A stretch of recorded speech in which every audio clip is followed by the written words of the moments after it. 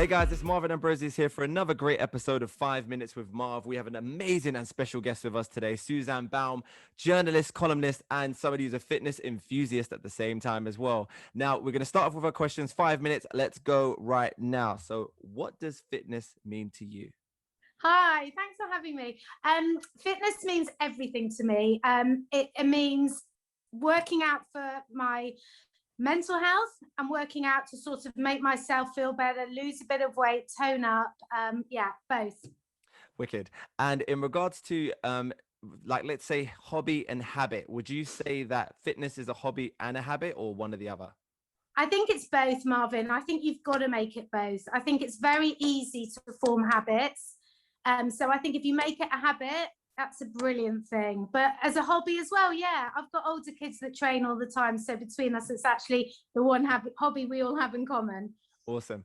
And would you say that your training has now and somewhat or always linked to your mental health and well-being?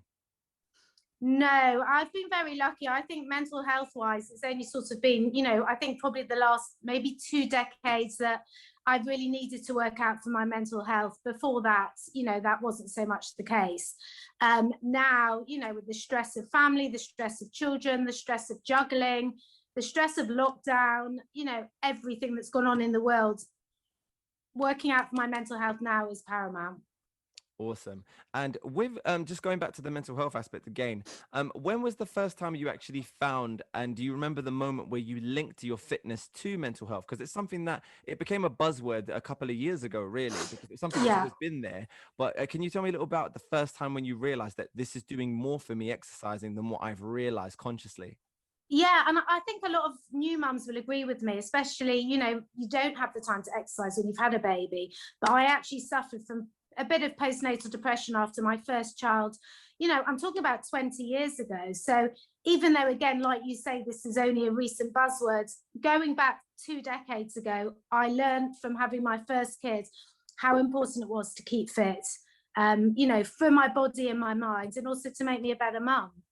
No, definitely. That's wicked. And in regards to, let's say, exercise, would you say you are a cardio or a weights person? Okay, I'm a cardio person, but I know I should be doing weights as well. I know now I'm in my mid 40s. I know how important it is to be doing weights. So I kept using the excuse, I'll go back to the gym, do the weights in the gym when lockdown's lifted. But I am actually lucky enough to have some of the weights here. So it's just a matter of, putting weights at the top of my list. Okay, I'll get you a good program. Don't worry, I'll sort you out. I'll work out with you, Marvin. I got you. And in regards to the changes, the biggest changes, you're talking 20 years ago, but we're talking social media now. Now, have you seen a correlation between how you behave in yourself, how you work on yourself because looking at social media every day, does that take a part of your life now? Do you mean, am I affected by what I see on social media? Yeah, are you affected by it? Yeah, I think no, because I think I'm quite set in my ways. I think I'm quite grounded. I think also because I used to deputy edit a fitness magazine, I kind of, had to walk the talk. So if I were to write about something, it would be because either I've interviewed, a PT, I've done the latest research on a fitness scientific program. So I'm not really affected by what I see. I think I'm probably too old and set in my ways to actually be affected, but I can totally understand how people are. No, I get that. And would you say social media inspires or is uninspiring? Which one? Both. I can't say either because, I like that. I have a platform where I try as a journalist to inspire people. So me personally, I hope to be an inspirational to people. I think it works both ways. It's the good and the bad. No, exactly. And for anybody that's new getting into fitness or just trying to do something, is there any advice you can give on your journey that you found helpful and useful for you starting and working out regularly? Yeah, I think what I have found helpful is to get it out of the way first thing. So even if you need to be at work at 9 or you've got to do a school run, just try and get it in, because then it's done, it's out of the way. Whereas if I do it later on in the day, I find I'm thinking all day, I need to work out, I need to do some exercise. Just get it done quickly. Get up and get it done. And if I can do it, anyone can do it, because I would love more than anything just to sleep all day.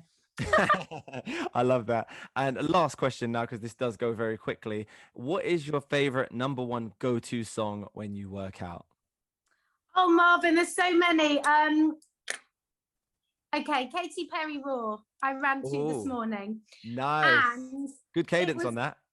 Would you say? Good cadence. You get like Yeah, good, yeah, good, yeah. go good at like running to it. And I found I was buzzing after it. Awesome. That is brilliant. I really appreciate you coming on the show. Honestly, it's always fantastic talking to you. You are a light to Oh, many people and keep oh, doing. Marvin. No, it's fine. You are. And keep doing what you're doing. And we hope, and I hope to collaborate with you again in the future very soon. Thank you so much for coming 100%. on the show. Lots of love. Thanks, Marvin. Bye. Bye.